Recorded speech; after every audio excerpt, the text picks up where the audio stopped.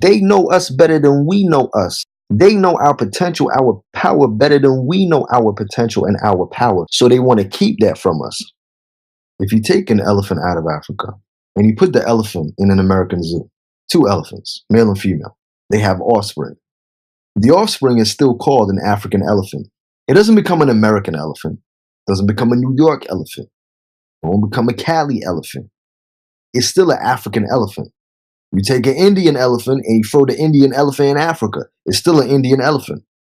So I was sitting there and I was thinking about this anti African propaganda that's being pushed by a lot of brothers and sisters claiming that they're not African. And I stumbled upon the answer.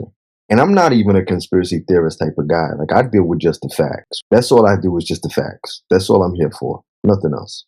So if you have a conspiracy theory, bring me some facts and then we can assess it. Anything beyond that, it's like, nah. So I'm sitting there. Why? Why is there all this anti-African propaganda? I decided to go back a little. Sometimes you ever heard the phrase, you need to go into your past to understand your future. So I went back to Libya. I went back to Gaddafi. Didn't actually go to Gaddafi. Can't speak to him. But in essence, I kind of did. I went back and I thought, Gaddafi had this plan to unite Africa, all of Africa, with a united Central African banking system, which meant Africa was going to get out of debt within 5 years. And then allegedly, within 10 years, Africa was going to be in its rightful position at the top of the world, globally, global position financially. Why would that even be possible? Because you had an entire continent of 54 countries and then some, because outside of Africa, being in a position where they were all going to deal with the African gold dinar and all use one currency and say, we're not going to use the euro, we're not going to use the dollar, we're not going to use the pound. All of a sudden, this man who was quoted by the UN and NATO as being an exemplary ally was all of a sudden seen as a tyrant, a traitor. And all of a sudden, there's all of this propaganda and he's all of these bad things and they had to go in there and kill him. But when you realize that the powers that be could not have this man in the position that he was at, because what he was evoking was this African unity, this pride, which meant everybody within Africa was going to excel. So now you've looked at Libya and seen how much of a threat an African man was. Now you go a little bit further. Let's look at South Africa. South Africa are moving leaps and bounds economically because of their movement and their stance that they have taken against their colonizers, against their settlers, their invaders, and said, look, we're taking the land off you. We're not going to allow you to cheat us anymore or steal our land. And we're going to put black people in the position they're supposed to be at. Cyril Ramaphosa himself has stated that he is wary of doing trade deals outside of Africa now. He doesn't want to do trade deals with people outside of Africa. He's wary of it. Something clicked in my head and I was like, bingo. All of these anti-African movements that are coming, we're not African, we're this, we're this, we're that. We're American, we're this, we're this. I truly believe that all of these aboriginal, indigenous, any anti-African people that are now using this bullshit propaganda are government agents. Because the United States government does not want black people to leave America. And if black people leave America to go to Africa, Africa is going on a social economic rise. And the American government know this. They see this. If the government can get enough black people to believe that they are not African, then black people in the Americas, so we're talking the Caribbean, South America, and North America, feel that they have no connections to Africa, then they will remain in America and America will still have a strong position. But if Africa rises, keeps rising, and all of a sudden, black Americans, black Jamaicans, black Colombians, black Brazilians, black Puerto Ricans, black Dominicans, people of the African diaspora go, yes, Africa is the destination. So they leave. They leave the Americas. All black people, all people of African descent leave the Americas and they go to Africa. Who do you think is going to suffer? Let that go into your mind and understand now the agenda, the ulterior motive with all of this talk. We're not African, we're this, we're this, we're that, we're that, we're that. so that you don't have a connection to Africa. Because once you don't have a connection to Africa, you can't be an ally to Africa. They fear you going to Africa. Let's say hypothetically, now I don't want anybody to feel offended by this. I know that there are people that have the skill and the know-how in Africa, but I'm using an example. Let's say Black Americans, and when I say Black Americans, I'm saying all of the Americans, South and North, for this particular example. Let's say Black Americans are the skill set, and let's say Africans are the resources. Africans are the resources, and Black North and South Americans are the skill set. Africa has all of the resources you need. They have everything you need, all of the equipment, all of the tools, everything you need. Then you have people within the Americas that may have further education, may have further knowledge, may have further abilities. And if you will put those together, what do you get? So you have the builder scenario. Let's say I am a builder, but I have no tools. I have no materials, no bricks, no mortar, no cement. And let's say you have the tools, you have the resources, you have the equipment, the materials, but you don't have the skill set, you don't have the knowledge or the know-how. So together, if we come as a unit, we can build a house because I have the knowledge, I have the skill set, and you have all the equipment and all the material that I need. Together, we build a house. However, on your own with just the equipment and you don't know how to do it, you can't build a house. And if I have the skill set, but I have no equipment, no material, I can't build a house. So the United States government knows this. So therefore, if you keep African Americans, Afro Caribbeans, Afro Latinos distant and away from Africans, they can't build a house together.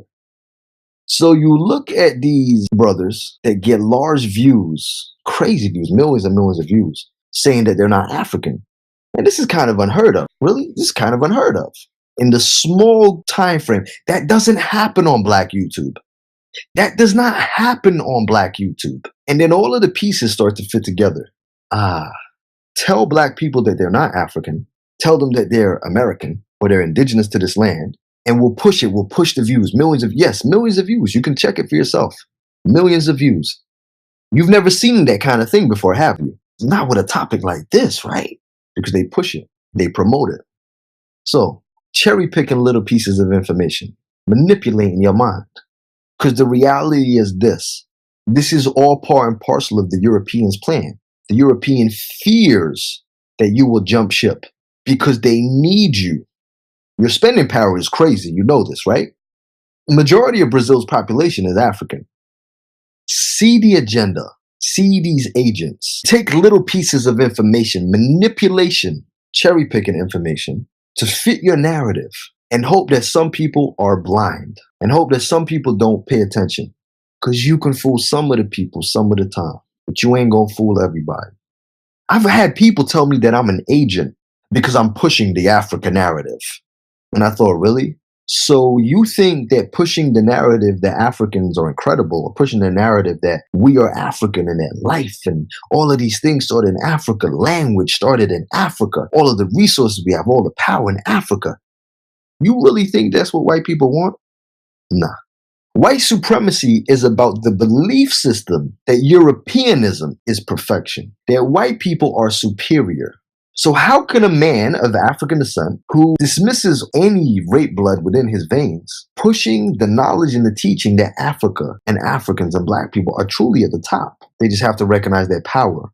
How would that fit into the narrative of white supremacy? Because it's a simple oxymoron. White supremacy pushing Africa is an oxymoron. That doesn't make any sense. So I've been called an agent. I thought to myself, now I've been called many things in my life, many things. An agent is not one of them. And I thought, a snitch will always try to pass on the blame to somebody else and say, I'm not the snitch, you the snitch. A liar will always tell somebody that's telling the truth, say that that truth teller is a liar.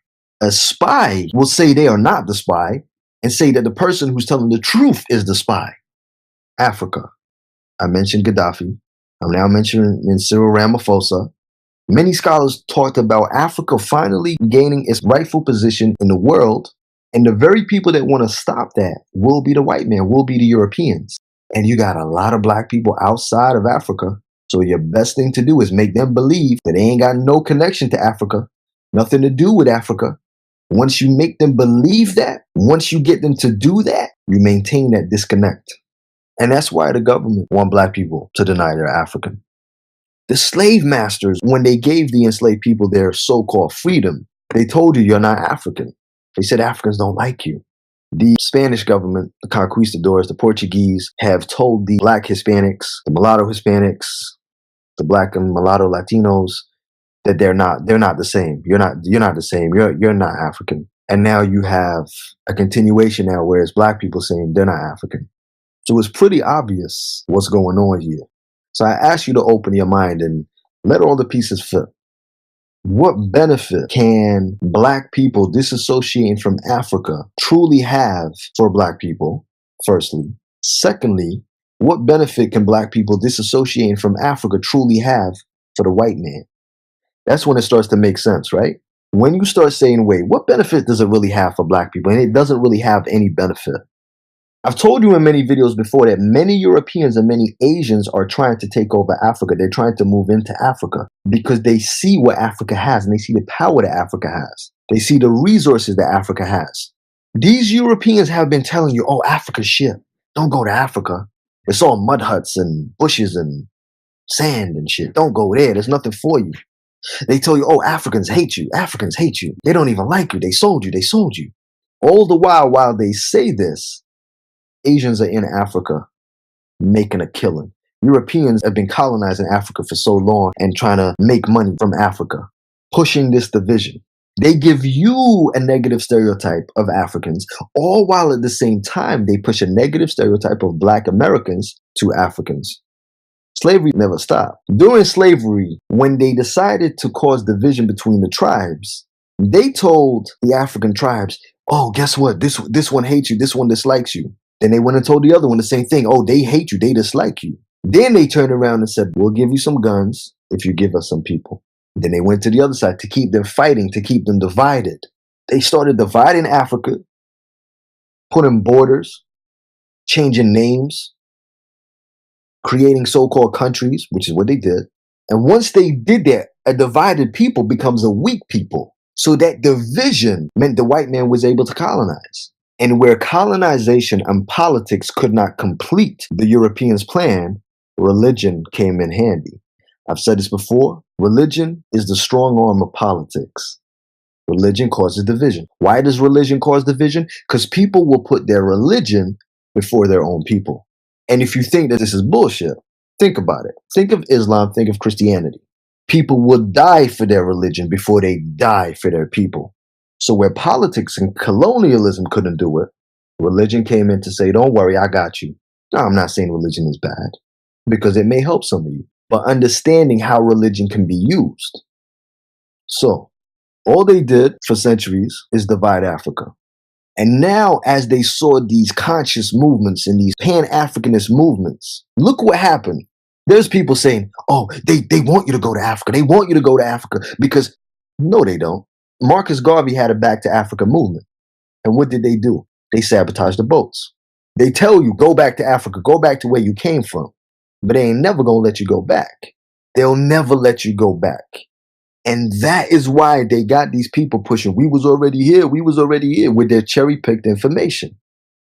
I want you to quote me on it. There is going to be another war, and it's going to have something to do with Africa. It might be South Africa, right? And it's going to be big. I can feel it, I see it, and I sense it. And I'm telling you right now, this is why they want black people to disassociate from Africa, because they need you. I know brothers that have left the military because they said, this is fucked up. They got me killing my brothers and sisters. So what if you make black Americans and people of the African diaspora believe that they are not African? Therefore, they believe that those people are not their brothers and sisters. They can control you. They can manipulate you. They know us better than we know us. They know our potential, our power better than we know our potential and our power. So they want to keep that from us. If you take an elephant out of Africa and you put the elephant in an American zoo, 2 elephants, male and female, they have offspring. The offspring is still called an African elephant. It doesn't become an American elephant. It doesn't become a New York elephant. It won't become a Cali elephant. It's still an African elephant. Make sure you follow me on Instagram and Twitter at angel_IKYG. If you like the video, make sure to share and definitely don't forget to subscribe. Click that bell so that you always get notifications whenever I post a video and you never miss an update. While you're there, make sure to subscribe to my backup page. Also, check out my website, www.ikyg.com. Check out any projects that I might have going on, coaching sessions, Angel's thoughts, Angel's videos, any events that might be happening. Make sure to utilize the Black Money section of the website. Advertise your business absolutely free to people that look like you, free forever. And also, check out the shop part of the site for any IKYG clothing. If you don't see clothing in your size, don't worry. Just contact us via the site and we'll arrange it just for you. And as always, all the links will be in the description. Peace, love, and coconut oil.